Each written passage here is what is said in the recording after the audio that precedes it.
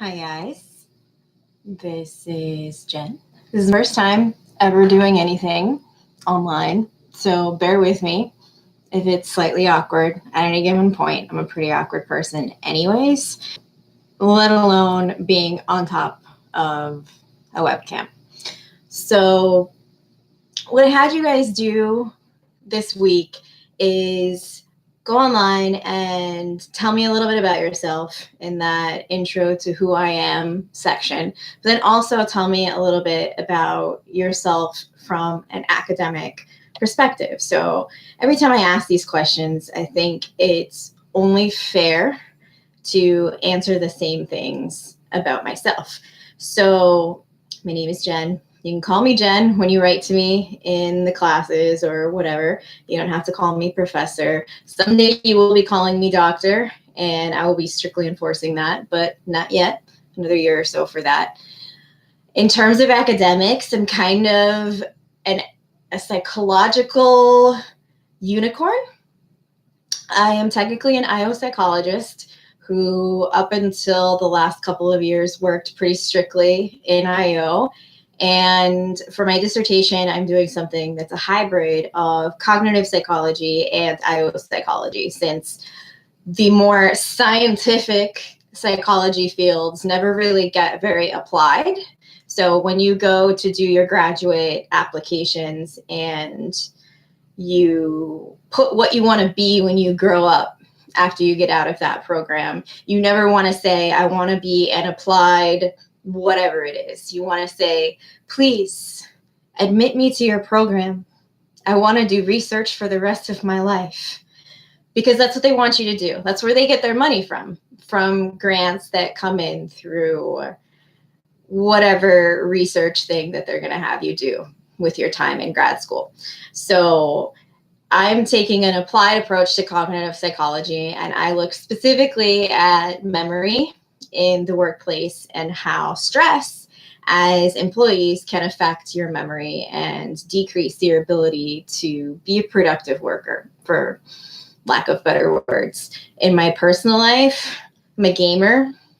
I don't know if you can see, but we're in my office right now where we got Mario. He's hanging out. He makes a noise. He doesn't make a noise when he's off. Right? That's me in a nutshell that you don't get to see by taking a class online. But I'm very much into sci-fi and fantasy and gaming and coloring hair and tattoos and all kinds of things that aren't very stereotypical scientist, serious person activities. I had 15 people and I lost some of them. So apparently my broadcasting skills are not the best. But for the 10 of you that are there right now, feel free at any point to ask any kind of question, because that's what I'm here for. I'm here to give you some sort of face to the class so that you can actually have that interactive experience. So I'll answer your question, Elizabeth, in a second. I don't know if you guys have purchased this, but it is not the best or most advanced textbook on the face of the planet. It's really not. And my primary thing today is going to be eventually talking to you about what you can do with a bachelor's degree when you get out. So definitely hold on to that question in your head. If I don't address it, come back to it later. But the first chapter of this textbook talks a lot about being in college like it's a rite of passage. So it talks about college very much as a choice that you have made, that, you decided, what are my options? I have this viable option. I have this viable option, which is college. So I'm choosing this one over that. It's assuming that you have something else that you could fall back on if you weren't doing a college degree. And it also gives you a checklist of things that you should want as a scientist. And one of them is, I'm going to go into college and I'm going to study psychology because I have some great desire to learn psychology. It's a great thing in theory that we are all in school because the subject matter that we're taking and paying this money for and getting involved in is something that we really want to learn about. But most of us are doing it as a means to an end, especially now that a bachelor's degree means pretty much nothing in the grand scheme of things. And it made me think back to when I was in elementary school. My mom went to Miami-Dade and she got an associate's degree in whatever they call it to become a paralegal. And I remember going, I was 9 or 10 years old, maybe 11 at the most, like 4th or 5th grade. And I remember going to her classes with her at night and going to her algebra classes and her English classes and her jurisprudence classes and torts and all this stuff classes. And I was so excited to be there. I think I was more excited to be there than any of the students who are actually taking the class. And she would take me to the law library on the weekend at UM, and I was just in awe of what it meant to be a student and to learn that stuff. And I can't think of a time necessarily in school myself where that's really been the case. I remember thinking when I was younger, all I want to do is make it past this K through 12 horrific experience, because once I get into college, it'll be better. I'll study what I want. I'll enjoy it. I'll get out of it with some sort of degree that I'm going to use and I'm going to love. And that wasn't necessarily the case. Now, yes, not so much when I was in you guys' shoes.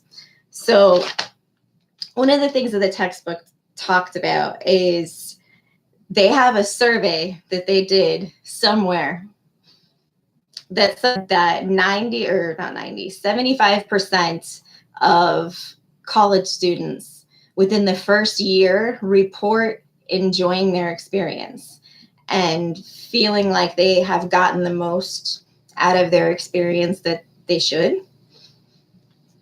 And I'm not sure where these people came from, because I think if I was to ask the 19, 20, however many of you here, do you feel, because I assume most of you have been through at least a year, do you feel like you have gotten what you were supposed to out of the first however much of your experience? Most people don't say yes.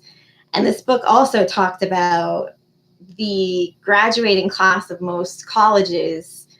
5% is psychology.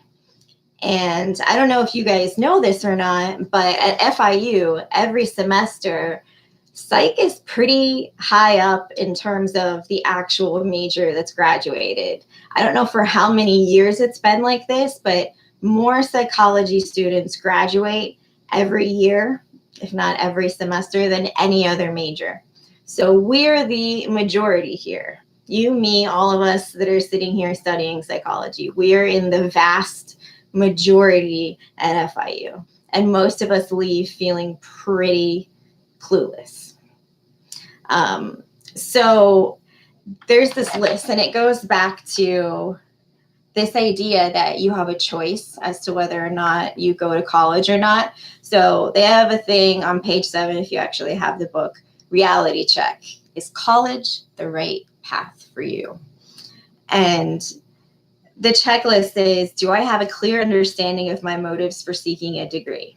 I think for most of us, it is to somehow have some sort of life because we need to make money, and we've stumbled into psychology as the reason we're doing that. Does my academic record predict a successful transition to college? So here they're targeting specifically people that are coming out of either high school or maybe an associate's degree, which a lot of you might be doing. Can I set aside the time it will take to secure a diploma?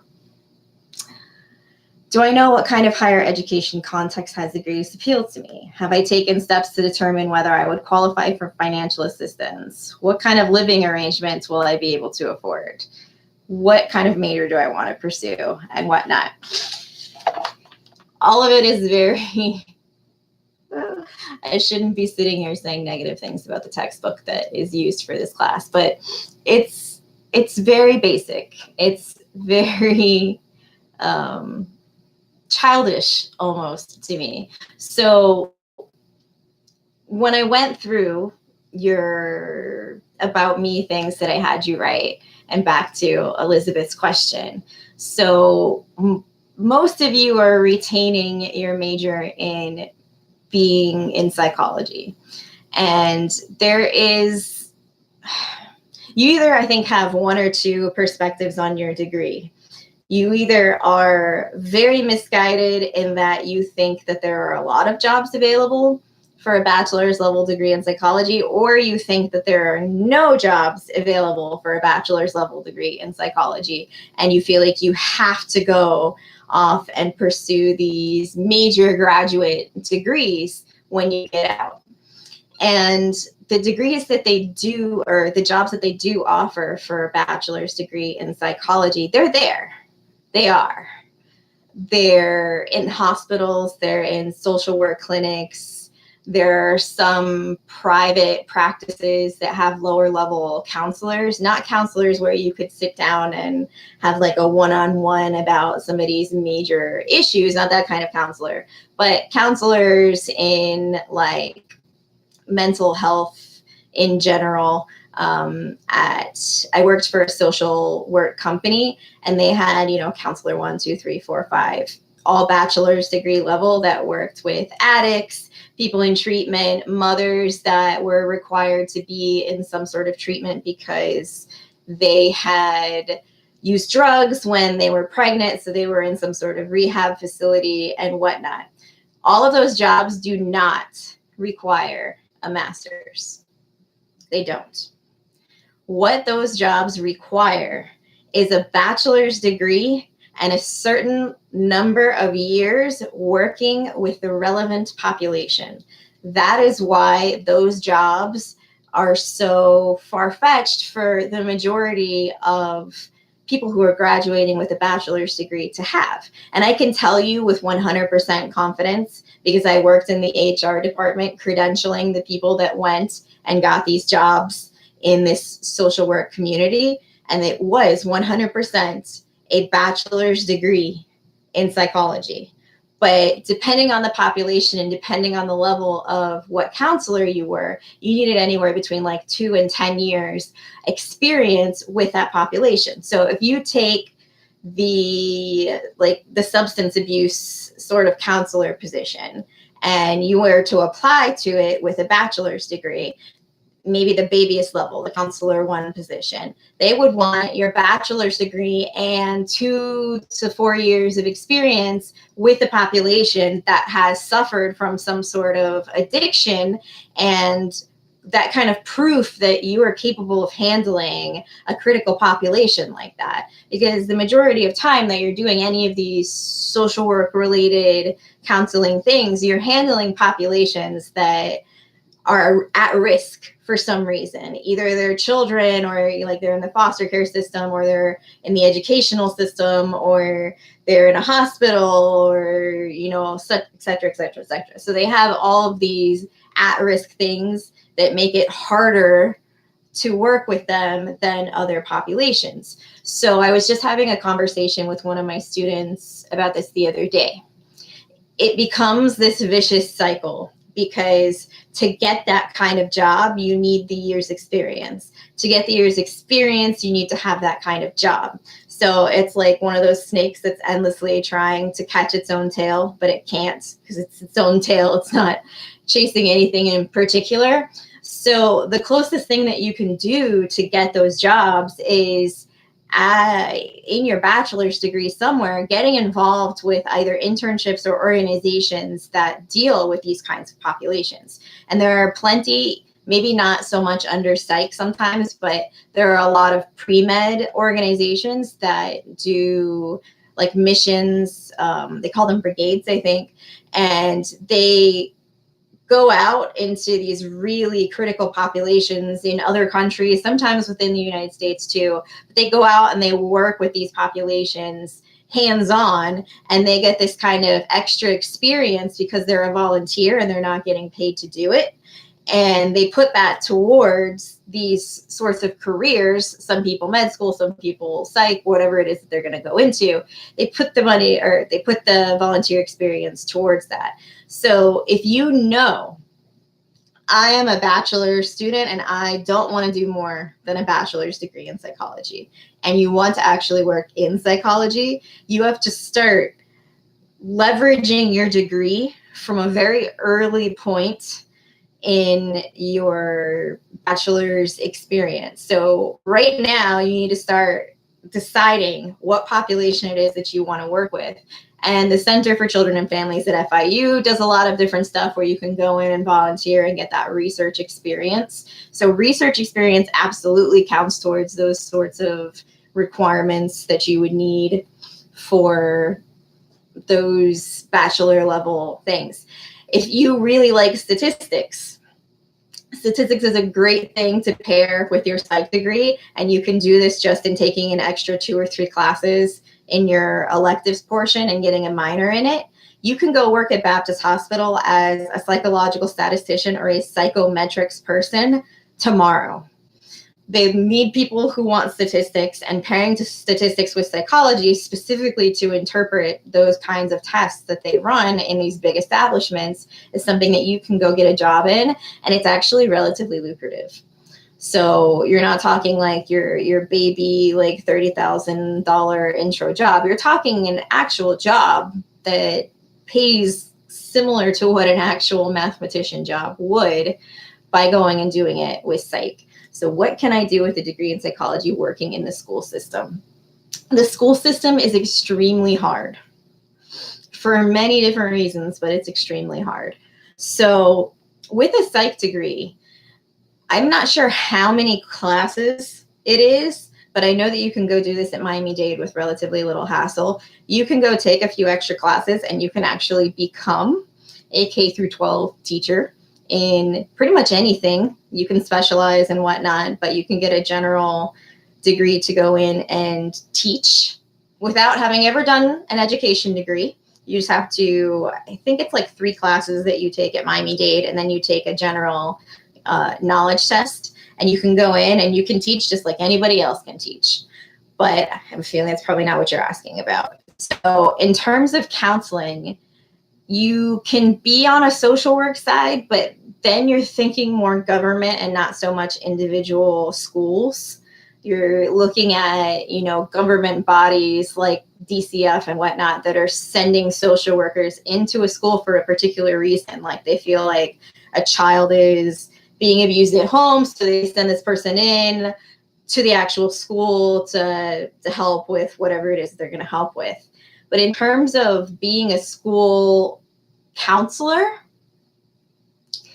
it's very difficult to get that position. You need a master's degree for that. Absolutely, you need a master's degree for that, because now you've transcended just this position where you're kind of managing somebody's treatment or whatnot into like working with the specific populations, which children are considered to be one of those more sensitive, delicate populations.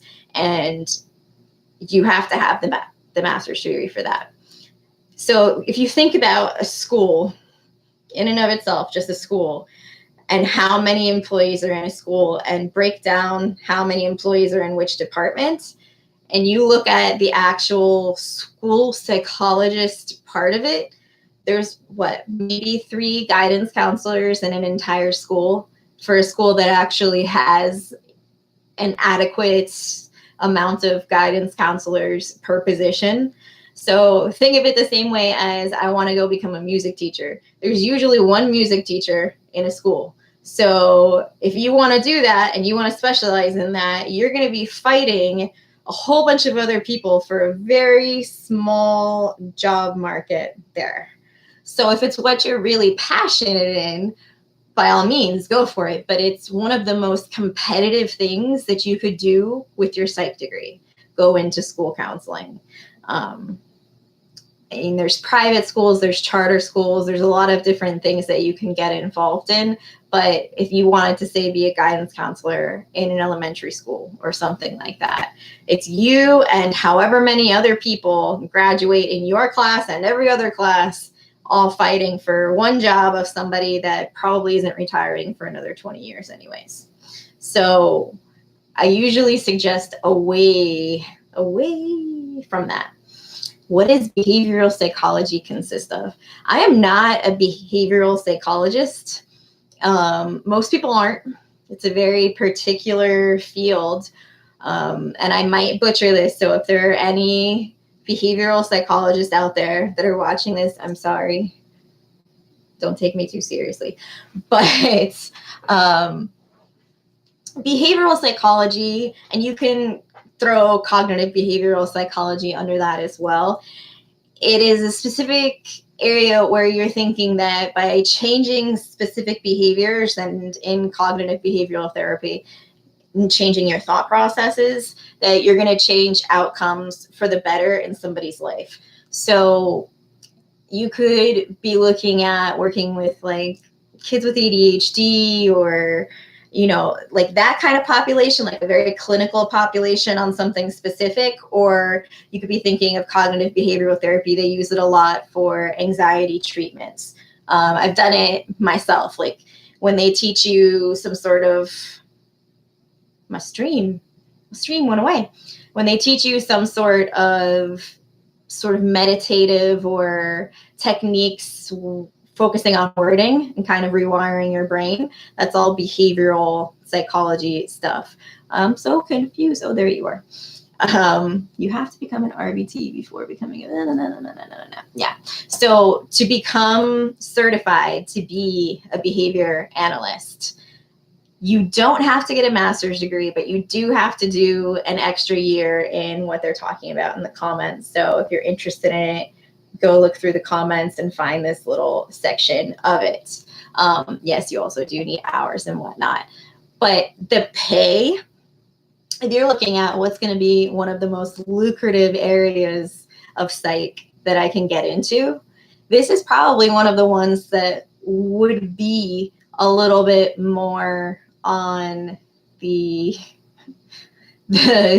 pays better side of things. It just is, because it's in higher demand. There's not as many people that do it. There are some diehard people that feel like behavior analysis is the only way to go. So it's a pretty popular area in terms of treating very specific things. So a lot of times people will go to a behavior analyst as a last resort because they went to a regular therapist and it didn't make them stop smoking. So they decided, I'm going to go to a behavior analyst and they're going to like knock the behavior out of my body. I'm trying to see. Did you have more questions? Did you? Are they there?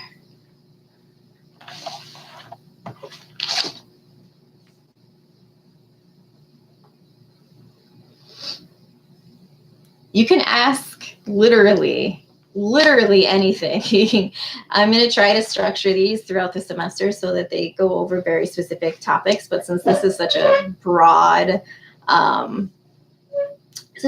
like introductory thing, I don't really know exactly where you want to take it yet. Is a therapist a doctor? This was actually one of your questions that, let me pull this up really quick.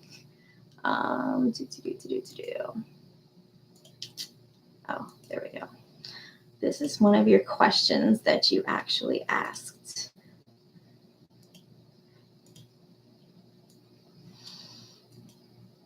So if you want to work with adolescents, somebody asked about, is there a difference between a therapist, like a clinical psychologist, and a psychiatrist? And there is a massive difference between a clinical psychologist and a therapist. So when I got into psychology, my aspirations were that I was going to do some sort of clinical and psychiatry thing together, because psychiatrists are the ones where you can go in, you meet for a relatively small period of time, and they can write out prescriptions to you and send you on your merry way. And then psychologists are the ones where you actually go in the stereotypical image of laying on the couch and you talk to them about your life and whatever. So sometimes there's offices where the two of them are actually in the same place, but most of the time there's not. Most of the time there are therapy offices where you go and you tell them about your problems, and then you have psychiatry offices that are just like strictly on the medical side of things. So a therapist is 100% not a doctor at all. You're never going to be able to do anything that a doctor would be able to do as a therapist. You have to have a master's degree to be a therapist if you're talking about working one-on-one with patients outside of like the social work atmosphere. But there is a common misconception that to be a clinical psychologist, you have to get a PhD, which is, I guess, where people might be thinking that a clinical psychologist is a doctor, because you would call them doctor whatever, because some of them do have PhDs. But you don't need to do that at all. So you want to stay at FIU, go look up the the mental health counseling master's degree. They take in way more people than a PhD program. A PhD program, sorry to burst your bubble if you haven't heard this before, but smallest class, maybe 2 people. Biggest class I've ever heard of is 10, but probably somewhere in that 3 to 4 range a year is how many people that they are taking in. So you can decide, I want to get my clinical psychology PhD, and you're kind of putting yourself into a hole of being a researcher and not necessarily somebody who works one-on-one with people. Or you can go do your mental health master's degree, and then there's a year certification program afterwards to become a licensed mental health counselor, which is the key thing that you want to be if you want insurances to cover you as sort of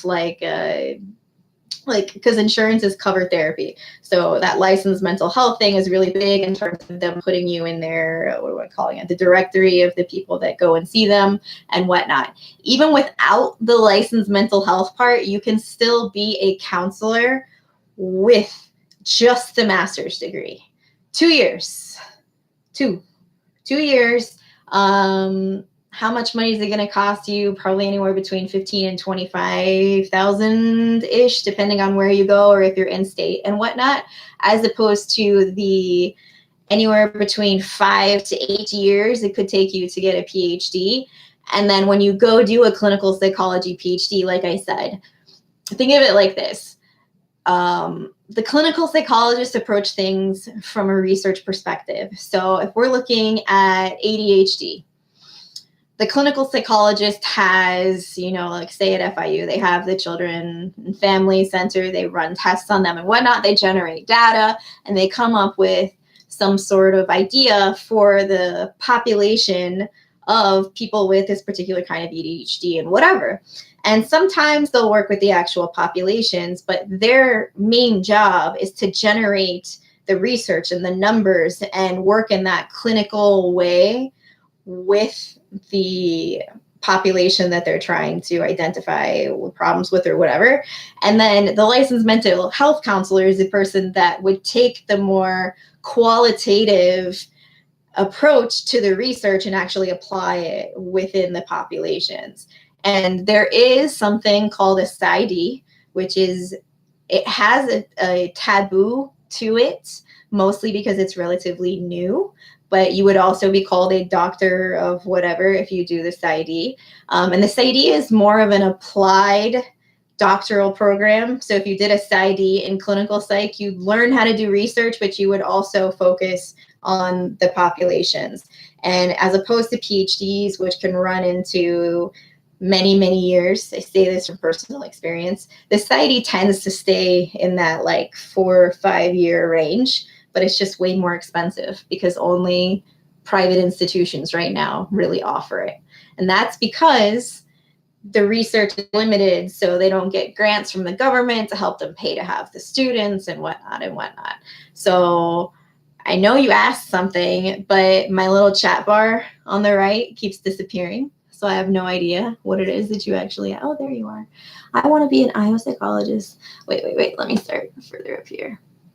What are some career choices other than schools if you want to work with adolescents? Social work is definitely one of the avenues that you can get into for that. That's not the most glorified job. It's really hard.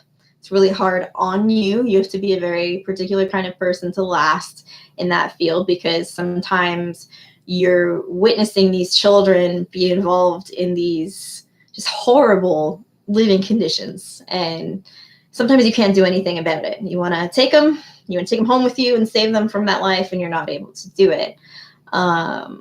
But you have the counselor type positions if you wanted to go into mental health counseling and whatnot.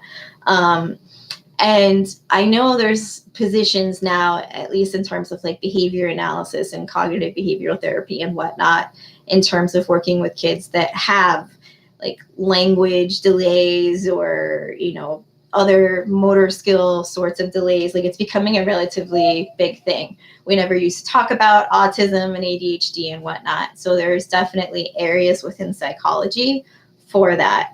That is not my area of expertise in terms of knowing particularly what degree you would need. I would think there's some things you can do at a bachelor's level, but that's probably one of the ones that you would want to trend towards a master's level, just to be taken more seriously and to make more money in terms of it. A bunch of people have told me that in order to be a psychiatrist, you have to have a PhD. Yeah, to be a psychiatrist, you have to apply to med school. You have to go through med school.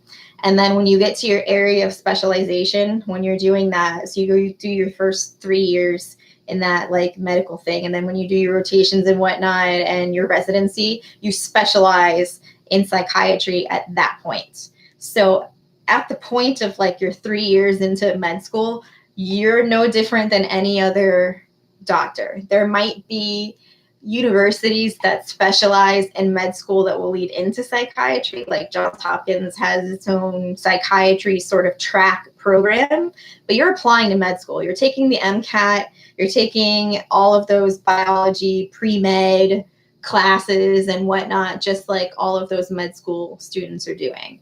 So you have to know really early on that that's what you want to do, because the preparation to get into med school is not easy.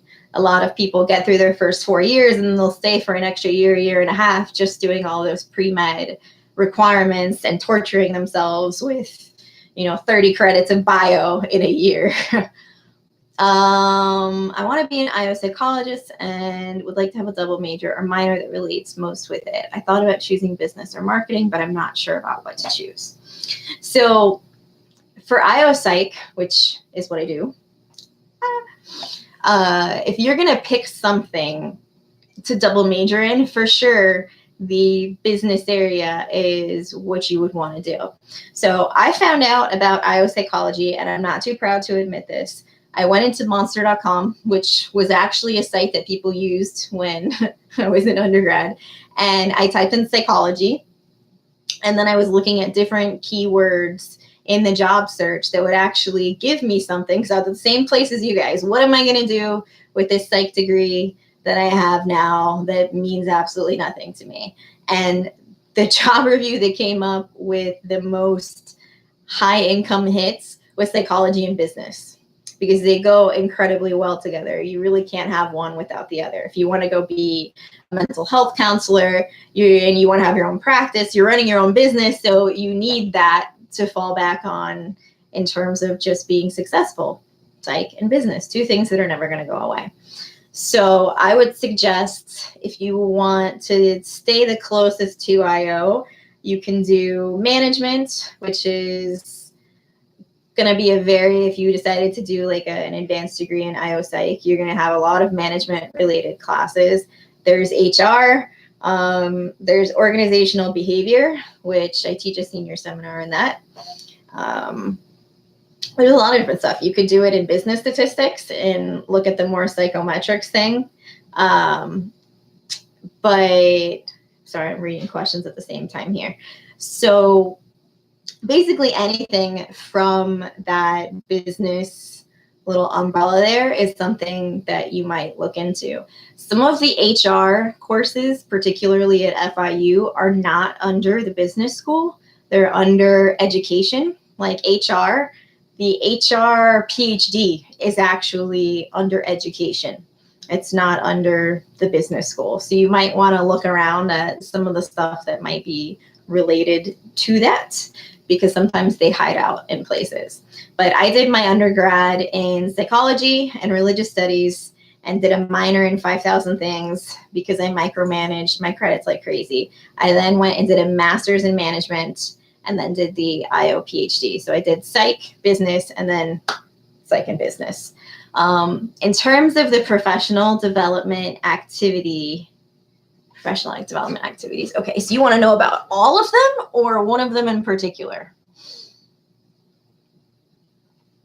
I'm gonna wait for you to ask me that. Because I need to go pull up the syllabus, unless you tell me which one specifically.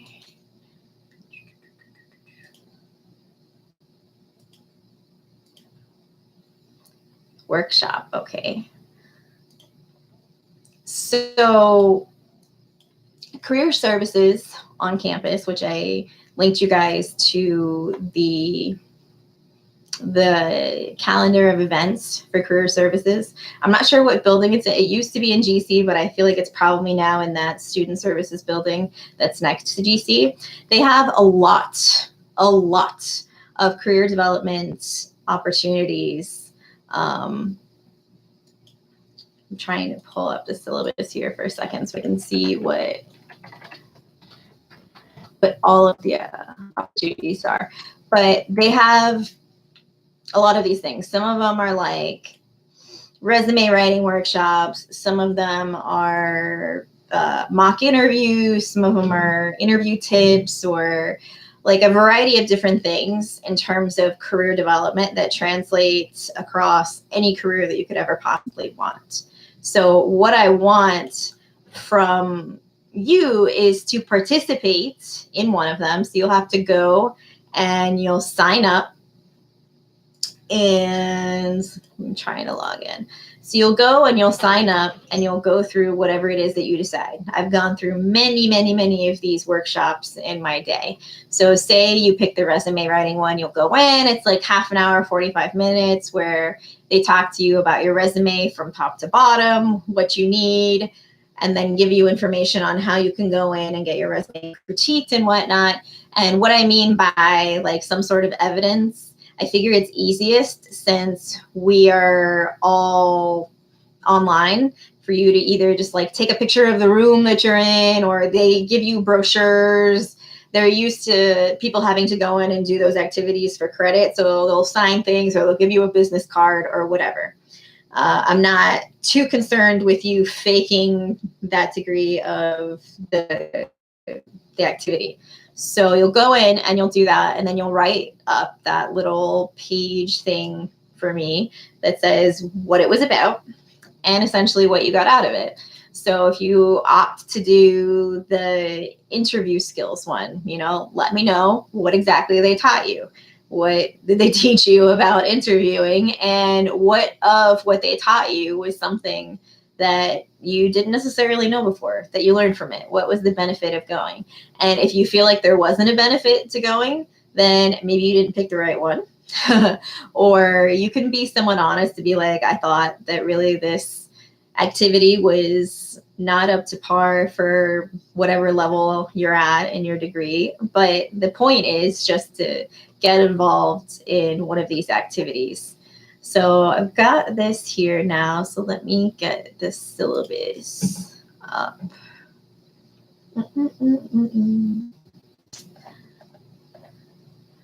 Sent. It's going to take me a second to scroll through everything. I got it somewhere.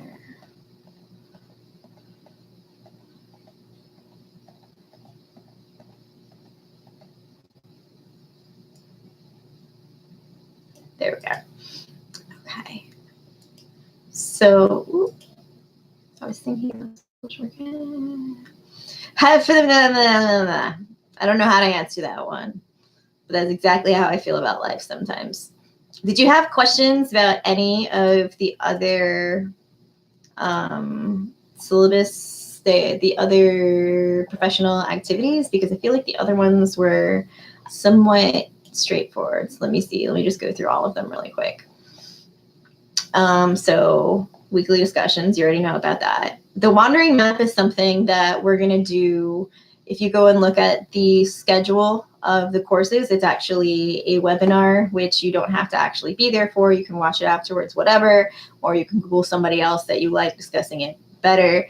But you'll see when you get to that point what exactly I mean by that assignment. It's kind of hard to tell you what it is to do without giving it away in advance. The 5-year plan is something that I'm going to post the document with at least a week's notice, but probably within the next week or so. I'm going to post a 5-year plan document, and you're just going to answer the questions out and then send it back to me, essentially, either through Turnitin or if I can find some sort of like Dropbox related thing to link into the class.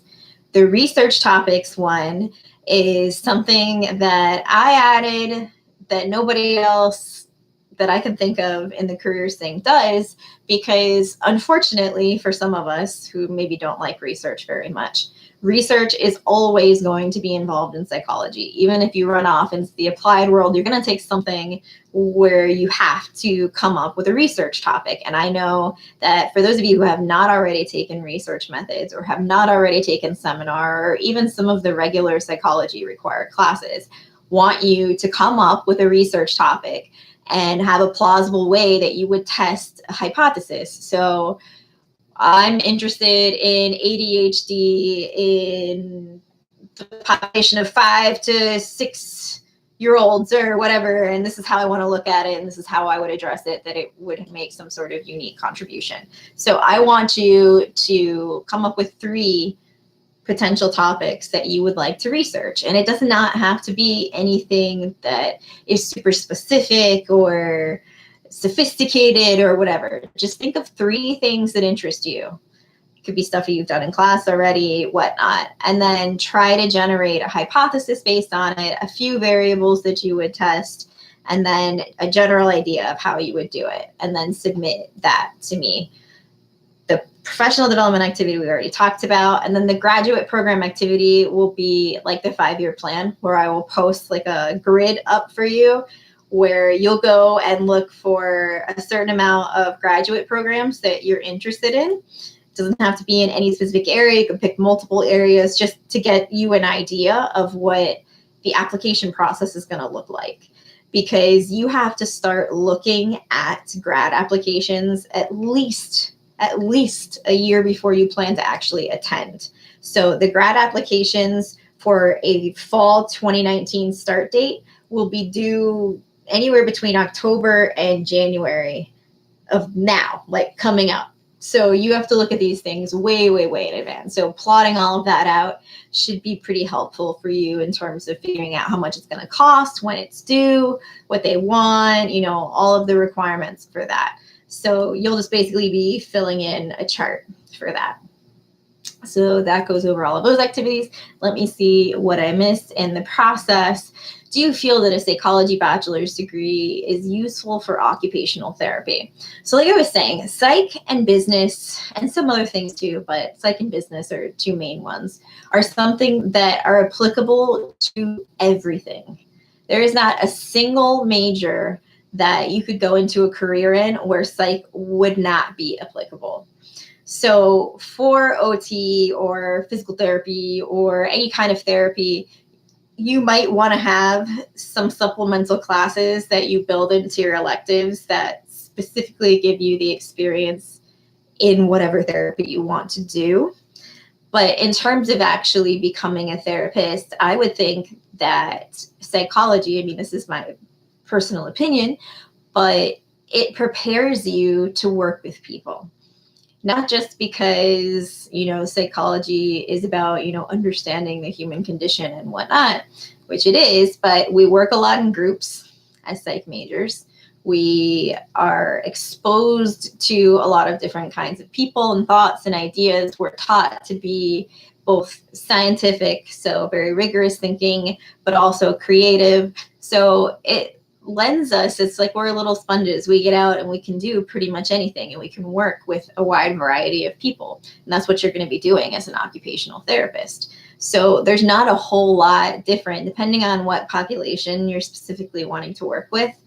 Between that and, to some degree going into some fields of social work or education and whatnot. So I think that you're in the right boat.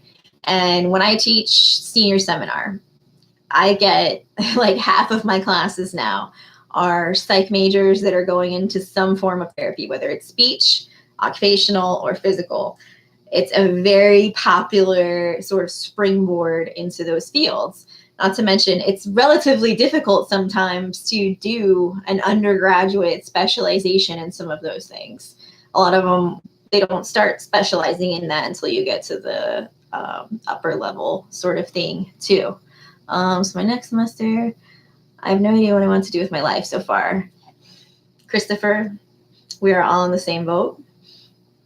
I've reached this far and I still don't know what I want to do with my life. I want to work with children in counseling is what I would like to do. But what are other good options? Hang on to that. I'm still thinking about social work. I just got into this class. Can I pick up the assignments? Yes, there's not really anything that you've missed so far. Why can't you type? I don't know. You're so nervous. It's okay. I'm nervous too. I've never talked on a webcam before. But I also need a backup plan. Please help. How do you know so much information?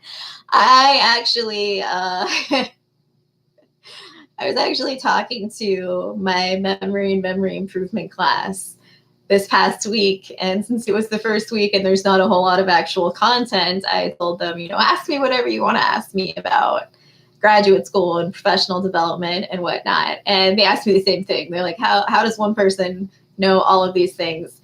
And I think it's just an accumulation of both trying and failing a lot at the things that you guys are just now starting to do. I mean, I applied to USF and UCF 3 times each and got rejected all 3 times. Both the first year I graduated, the second year I graduated, and after graduating with a master's degree with honors and research and all that stuff, rejection all across the board. Part of it is extracurricular activities. I'm in a business fraternity, and it's helped in terms of professional development for sure, but staying connected to what employers and even grad schools are looking for in the people that they're hiring in the new generations and whatnot. I feel like I need to see a picture of your dog now if he jumped on the keyboard. I'm just saying. But I don't know. My brain could not tell you almost anything about undergrad. I don't even think I could talk to you about Freud. And we all know that we are so oversaturated with Freud that we should know things. I don't know if I do. I can't tell you that I do anymore.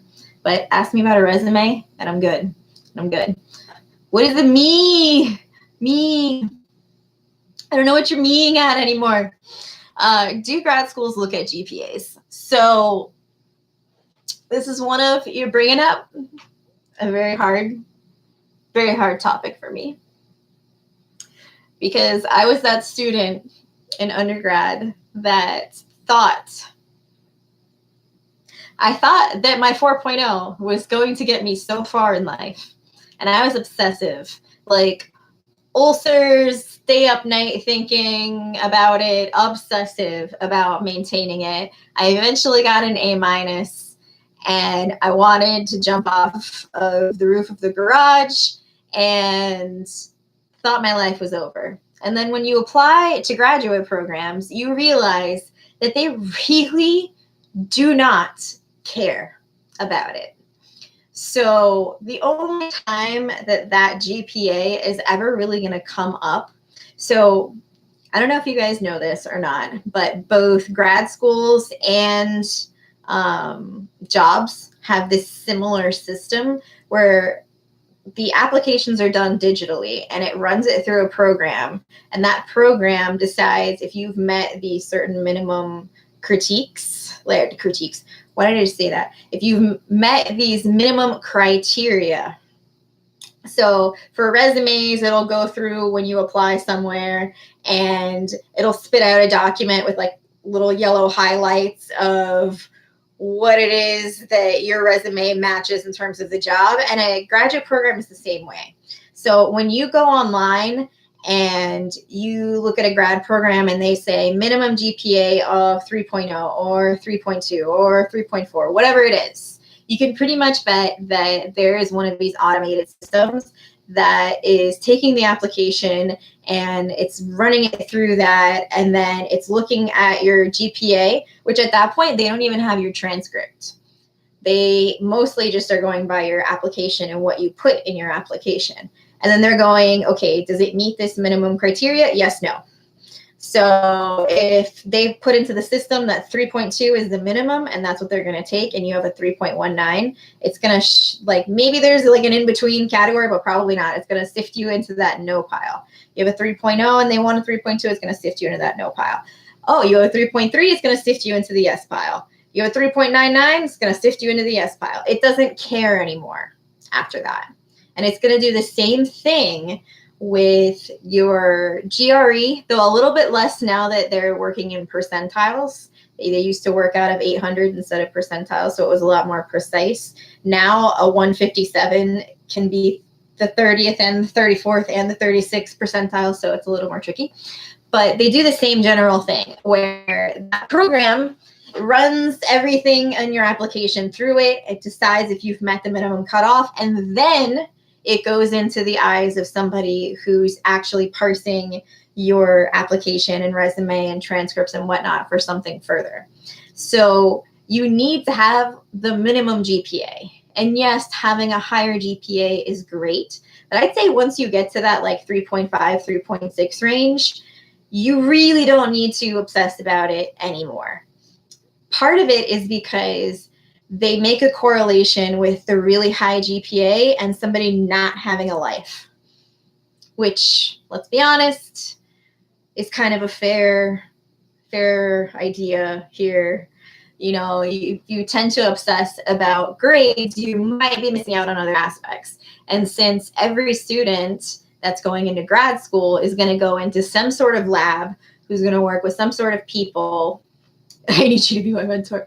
Yes, I'll be your mentor.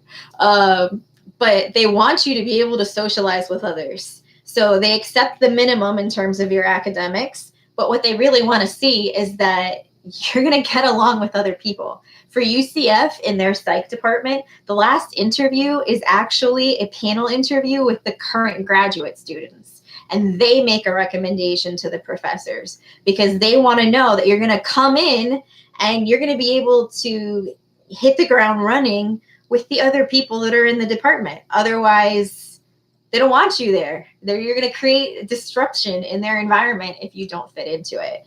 So yes, it's great. And if you and such person come in with the same exact scores and they have to choose between the two of you, and you've got a 3.8 and the other person's got a 3.4, maybe they'll lean towards that.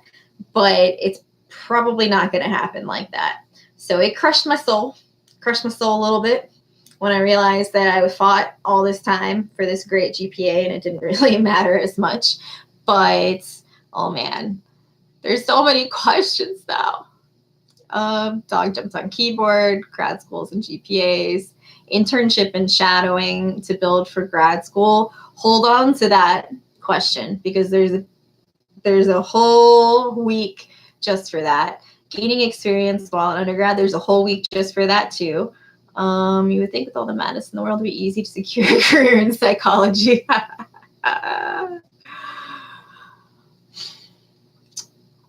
Put a pin in that. I have a second. I have a comment for that. No way. How can we gain experience?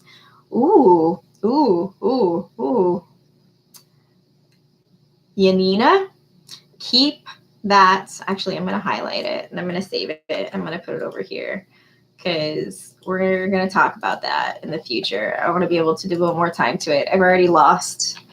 We're already at 54 minutes, so I've already gone way over what I thought this would actually be. So, we will address that. That's a good question.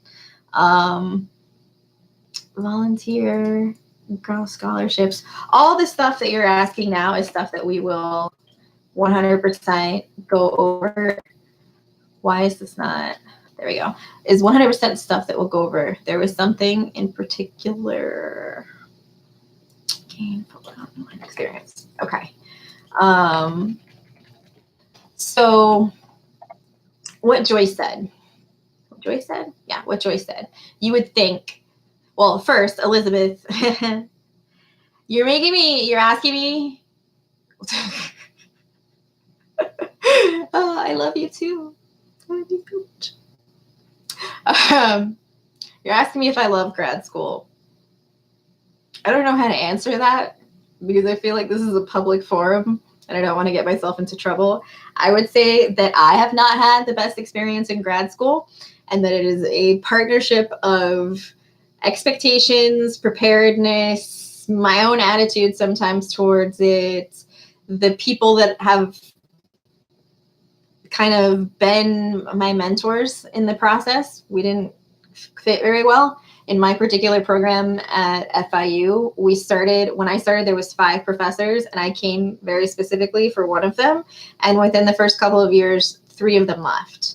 So it left us with 2 people who were managing a very large caseload of people, and it didn't go so well for some of us. Some of us got kind of like lost in the shuffle. So there's no real blame there, but I would say my grad experience could have been a little bit better, but it definitely shouldn't jade anybody else because I could have handled it better too. But in terms of what Joy said, so, you'd think with all the madness in the world, it would be easy to secure a career in psychology. I had a student in my memory class, and she waited until like everybody had left, which in classes, people stick around and they talk for a very long time sometimes. But she waited and she asked me if her having any particular, not mental health issues, but like having been diagnosed with something before. And I don't know what it was. And even if I did, I would like not disclose what she said, but would it prevent her from becoming a psychologist? And for years, and this textbook thing at some point talks about it too, that, it's a common misconception that we get into psychology because we're trying to fix ourselves. But if you think about any career, who goes into the medical field to become an oncologist? Usually somebody that had a family member that an oncologist like greatly helped save their life, or their oncology was lacking or something. But usually you don't see somebody going into that field that has no experience with somebody that has had cancer. Usually it doesn't happen. And the same thing happens with psych. Usually psych majors become psych majors because not necessarily they're overly interested in, Freud and psychoanalysis or whatever. There's usually something along the way that piques our interest in it and keeps us in the field. And a lot of times it's helping other people in the way that maybe we weren't helped, or maybe we were helped, or maybe it's thinking that, like for me, why did I get into psych? I got into psych because I had a very particular social anxiety disorder when I was younger, which I'll talk to you guys about later, in its own little thing away from the spotlight of YouTube. But I thought I could help others get over that, in the way that I wasn't helped. And so when I was talking about this with her, she seemed really, really concerned that she would not be able to get a job in psychology having ever gone through any problems herself. And I don't know why this just it resonated so much with me, because I've never thought of that before. I just kind of went into it and went, you know what? I'm going to be a better psychologist because I'm screwed up. And I've gone through this whole process screwed up. And I know what it's like to be screwed up. And psychology is full of screwed up people who need other screwed up people to help them. And I've always been fairly confident in the fact that I would be able to do the job, whatever it was, whatever field of psych I went into. And I had never thought of it from the perspective of somebody being intimidated almost, or feeling like they couldn't get into psychology because they had been through things. And it's 100% the case that psychology is a field where you can be really screwed up and still be extremely qualified for the job and get the job. And I don't know if there's other people out there who feel like because they've ever been diagnosed with depression, or because they've ever been diagnosed with anxiety, or because they've ever been diagnosed with whatever, that they're somehow not going to be able to get a job in a psych-related field because of that. And that's not the case. Unless you're going to like apply for the FBI, or like I told the class, like unless you're going to go try to be an astronaut, they probably don't want you in a little tin can in space going crazy. Which would have absolutely nothing to do with the job, and more so them rocketing you into space and having anxiety about it and whatnot. So yeah, there's a lot of crazy people, and psych majors are definitely some of the predominantly crazy people out there. But it's been taboo for a really long time for people to talk about their feelings, even for females to talk about their feelings and to admit it. And mental health days have always been extremely taboo. We don't miss work because we're having psychological breakdowns, because it's not a tangible thing. For the most part, it's not something that you can list down on a symptom board at a hospital or whatever. You go in because you think you're having a heart attack or whatever when you're having panic and stuff like that. But otherwise, like, how do you list out depression? You don't. So they give you some medication and they send you on your way. So we're just starting to make this a credible field. So hopefully the job market will just continue to expand as people start feeling like they can actually go to therapists, or they can actually have their children see therapists at an early age. My mom remarks all the time at how it's even changed from when she was a kid to now, because you know, when I had my social anxiety stuff, they took me out of school and brought me home and whatever. And when she was younger and she had anxiety, they just said, you're going to school and I'm not picking you up. You're going and you're going to stay there. And I don't care because I got to go to work. So you're going to go to school and I'm not picking you up. It was never like, oh, maybe I should send my child to a psychologist. So at least it's getting a little bit better. Sorry, that was like a nice little monologue. La, la, la, la. Let's talk about psychology stuff. But unless you guys have any other last minute questions, my next one, where did my syllabus go? Next week, we are going into surviving college at FIU. Okay. I failed so that you don't have to. So get together all of the questions that you could possibly ever have about the specific stuff of FIU, whether it's financial aid and like that kind of stuff, or it's specifically about, you know, like advising in the psych department, anything you can think of about FIU. I've been at FIU since 2004. So I've seen a lot. A lot of these buildings didn't exist back then. So get all that stuff together. And I posted a new discussion for the next week, which is asking you specifically to kind of create a budget for yourself of what you think that you might need once you graduate and get into a career. And it doesn't matter if it's career or grad school or whatever it is, but just the 6 months right after you graduate, what do you think you're possibly going to need in terms of that financial side of your life? Because whenever I ask my students at the senior seminar level, which is usually their last semester or two of classes, I ask them, what do you feel like FIU hasn't taught you yet? Not, you know, like, hey, bash FIU, but just legitimately, what do you feel unprepared for going into the world? 9 out of 10 people say that they do have any idea how to manage their finances. They have no clue of how it's going to be in the real world to manage money and that type of stuff. And they wish that they knew something about that prior to getting out. So maybe this will help you do some research into what it is that you might want. Real spetty, be my last thing before I run off into the world and probably play League of Legends or something, since I'm already sitting at the computer. League of Legends. So, you know what? I'm going to end this. I'm going to end this one for the people that don't want to hear the rest of it.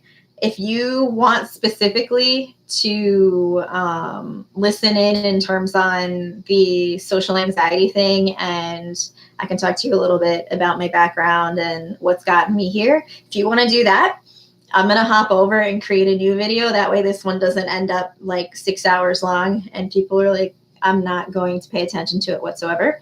So for those of you who are interested in like the dealing with anxiety in terms of the career and stuff like that in particular, we'll hop over there.